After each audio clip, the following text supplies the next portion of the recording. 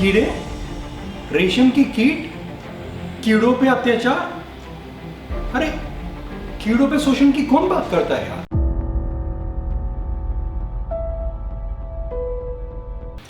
जी हां, silk is cruel. रेशम क्रूर है। क्यों क्रूर है, आइए समझते हैं। वैसे क्या लगता है आपको, 1 किलो रेशम के पीछे कितने कीड़े मरते होंगे? या एक सुंदर सी सिल्क की साड़ी, इसके पीछे कितने रेशम के कीड़ों की बलि चढ़ती होगी? आपको अंदाजा भी नहीं होगा। 1 किलो सिल्क के पीछे 6,500 रेशम के कीड़े मारे जाते हैं। और एक सुंदर सिल्क की साड़ी के पीछे कहते हैं कि 10,000 से 15,000 रेशम की कीड़ों की बलि चढ़ती है। कहते हैं कि विश्व भर में एस्टिमेट्स है कि सालाना 3 लाख करोड़ रेशम के कीड़े मारे जाते हैं हमारे रेशम की जरूरत की वजह से, चाहत की वजह से। मोटा मोटी इसका मतलब हुआ कि दिन का 820 करोड़ रेशम के कीड़े मारे जाते हैं।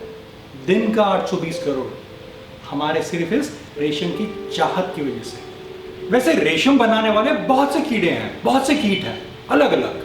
आपने देखा भी होगा कभी कभी जंगल में, पेड़ में, यहां वहां पे कुछ रेशम लगा हुआ है।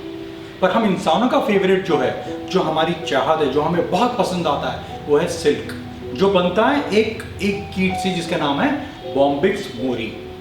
ज्यादातर जितने रेशम बनते हैं जो हम इंसान इस्तेमाल करते हैं, वो 95 to 96% ये बॉम्बिक्स मोरी से ही बनता है। तो आइए इस बॉम्बिक्स मोरी की जिंदगी समझते हैं। छोटी सी जिंदगी है इसकी, बस 50 से 60 दिन। अगर मौसम बढ़िया रहा तो 50 दिन में खत्म हो जाता है। तो जैसे ही बॉम्बिक्स मोरी का समय आता है अंडे देने का, तो वो ढूंढ के जाती है मलबरी ट्री को। शहतूत के पत्ते पे ही अंडा देती है क्योंकि ये इनका फेवरेट है। एक समय में वो 300 से 400 अंडे देती है। 10 से 12 दिन बाद अंडों में से नन्हे कीट निकलते हैं, छोटे बच्चे, लार्वा, जो निकलते ही खाना शुरू करते हैं। ये बहुत भूखे होते हैं, निकलते ही खाते हैं। अगला 30 दिन ये सिर्फ खाते हैं और बढ़ते हैं, खाते हैं और बढ़ते हैं। कहते हैं कि इनका वजन 10,000 गुना बढ़ता है, इनका जो आकार है 8,000 गुना बढ़ता है, इनकी लंबाई जो है वो 30 गुना बढ़ती है। वो इतना मोटा और मस्त हो जाते हैं कि 30 दिन के बाद खाने के बाद ये एकदम सुस्त हो जाते हैं। अब ये जाते हैं अपने अगले स्टेज पे। लेकिन अगले स्टेज में जाने से पहले ये क्या करते हैं, अपने सिर पे जो इनके लार की धार है, वो धार में से ये जैसे हमारा थूक, वो लार निकालते हैं। और ये जैसे ही लार की धार हवा को टच होता है, रेशम बन जाता है।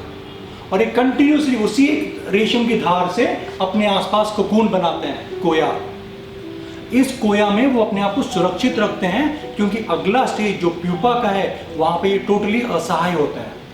बस इसी कोकून के स्टेज में इंसान इनका फायदा उठाता है, क्योंकि हमें वो रेशम चाहिए जो उसने आसपास कोकून में बनाया हुआ है। हम उन रेशम, उस कोकून को लेते हैं और उबलते पानी में डाल देते हैं, क्योंकि उबलते पानी में डालते ही वो अंदर का रेशम का कीड़ा जो है वो मर जाएगा और ये कोकून जो है ये खुल जाएगा, ताकि हम इसमें से वो रेशम निकाल पाए। एक कोकून में से हम 3000 फीट रेशम का धागा निकाल सकते हैं। एक सिंगल, उतना मस्त बनाया होता है उन्होंने, 1000 मीटर। अगर हम रुकेंगे इस कीड़े को बड़ा होकर निकलने तक, तो ये कोकून जो है कोया, इसको खा के निकलेगा। अरे हमारा माल खराब हो जाएगा, उतना ज्यादा कोकून मिलेगा नहीं, नुकसान हो जाएगा। उसके अलावा 14 दिन रुकना पड़ेगा। अरे भाई, टाइम इज मनी। तो इंसान रुकता नहीं है, इनको उसी स्टेज में मार देता है। अरे पर ये तो कीड़े हैं, कीट है, इनके बारे में क्या बात करना। तितलियां, वो भी इन्हीं की तरह है। क्या हमें चलेगा अगर हम रोज का करोड़ों तितलियों को मारे? नहीं, हमें तितलियां पसंद है। फिर इनके साथ ऐसा अत्याचार क्यों, इनके साथ ऐसा दुर्व्यवहार क्यों, और वो भी इतने बड़े पैमाने पे? हमने इनका इतना बुरी तरह से ब्रीडिंग किया है कि अभी बेचारे कोकून में से जब निकलते हैं तो ये उड़ भी नहीं पाते हैं। बेकार कर दिया हमने इनको। और कुदरत में ये रेशम के कीड़े बहुत जरूरी भी हैं। कुदरत का पूरा जो नियम है, जो साइकिल है, उसका हिस्सा है ये। परांगण में बहुत बड़ा रोल प्ले करते हैं ये। अगर ये नहीं रहे तो कुदरत का साइकिल बिगड़ जाएगा। सिर्फ एक ही प्राणी है जिसके न रहने से कुदरत का साइकिल को कुछ फर्क नहीं पड़ेगा, वो है हम, इंसान। सो 5000 साल पहले, हजारों साल पहले जब रेशम का आविष्कार हुआ था चाइना में, तो बहुत बड़ा चीज था। अरे रेशम किसी के पास नहीं, अरे ऐसा मटेरियल कहीं नहीं मिलता, क्या बात है। राजा चाहते थे, महाराजा चाहते थे, पैसे वाले चाहते थे, सब कोई चाहता था। तो उस समय वो दुर्लभ था, वैसा और कुछ भी नहीं था। पर आज 50 विकल्प हैं, कितने सारे हैं जो सिल्क या सिल्क के मुकाबले में बहुत ज्यादा अच्छे हैं। तो आप उनसे स्टाइल कीजिए ना, क्यों अपने स्टाइल के लिए ऐसे हजारों करोड़ों कीड़ों को मारना? क्या ये सही है? क्या अहिंसा सिल्क? तो मैं बताता हूं मेरे लिए अहिंसा सिल्क क्या है। अहिंसा सिल्क तब होगा जब कोई जंगल में जाए, ढूंढे कि कहां पे कोया ये ककून के कीड़े निकलने के बाद खाली पड़ा है, और ऐसा एक एक ढूंढ के लाए, तो वो हुआ अहिंसा। क्योंकि उन कीड़ों ने कुदरत में, प्रकृति में अपनी पूरी जिंदगी जी है। अगर आप इन कीड़ों को अपने ही कारखानों में उगाओगे, हजारों को, करोड़ों को, और उसके बाद उसका सिल्क बनाओगे, और फिर जो कीड़े निकलते हैं उनका होता क्या है? क्या ये उड़ के निकल जाते हैं? नहीं, ये तो उड़ भी नहीं पाते।